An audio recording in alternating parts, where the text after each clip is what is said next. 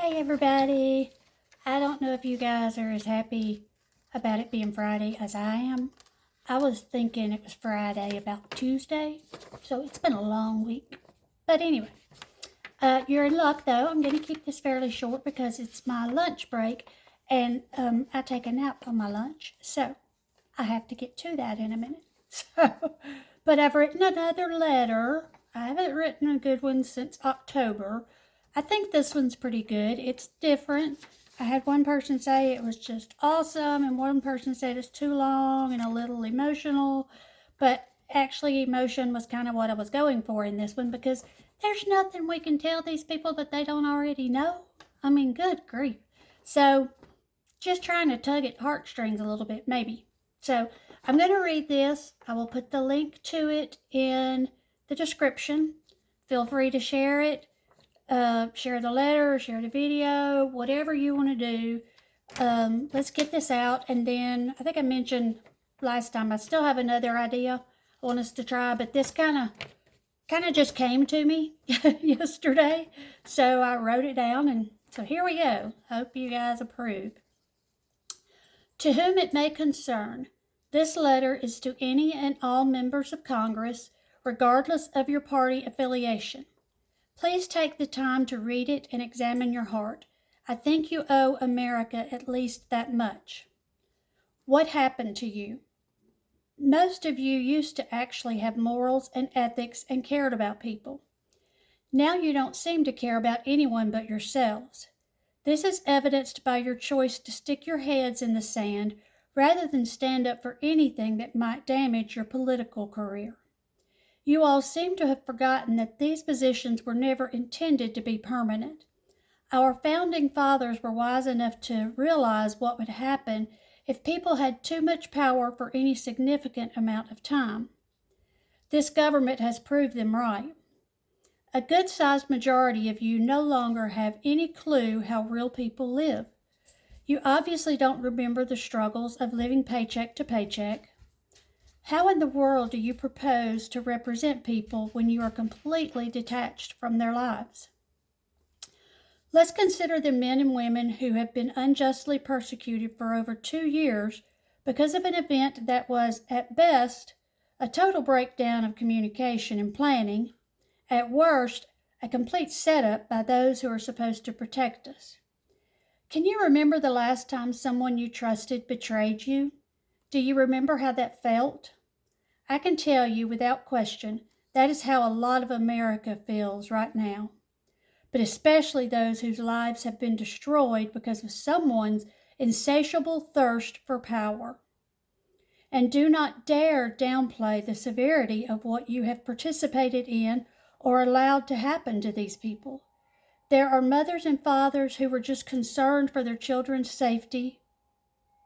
There are veterans who now don't even recognize the country that they risked their lives for. And there were tens of thousands of simple patriots who actually thought their First Amendment rights were still protected, but now live in fear of being arrested. You have allowed the FBI to storm and ransack these people's homes, point guns at their children, arrest them with no warrants presented, and haul them off to jails, making sure no family could even locate them. A very large number of them have been held in solitary confinement way beyond what is morally or ethically acceptable. They have lost jobs, homes, spouses, everything because they actually cared enough about this country to stand up for her.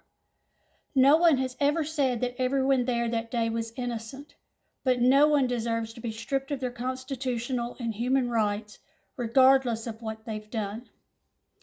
For all of you who insist on continuing to call January 6th an insurrection, let me educate you on something. I know for a fact that there was a huge contingent of good old boys and girls there that day. You know, the ones who have all those guns that you keep wanting to take away.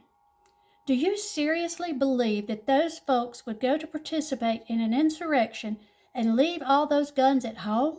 Seriously? These folks don't go to Walmart without their guns. Go back and look at the size of the crowd that day.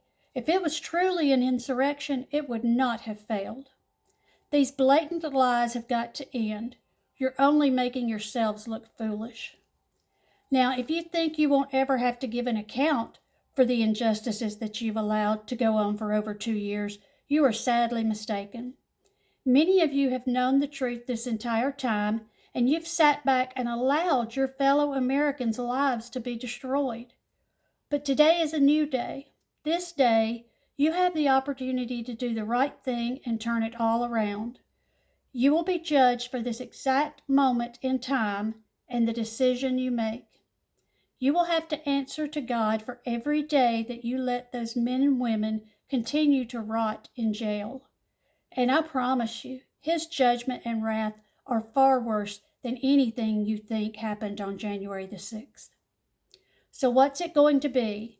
As Mordecai said to Esther when the Jewish people were about to be wiped out, do not think that because you were in the king's house or Congress, you alone of all the Jews people will escape. For if you remain silent at this time, relief and deliverance for the Jews or people will arise from another place, but you and your father's family will perish. And who knows but that you have come to your royal position for such a time as this. Esther 4:13 and 14, with my own words in parentheses. I am not too proud to beg you.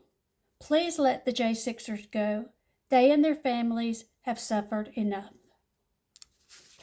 So that's it. I hope you guys approve of it. If you do, share it out.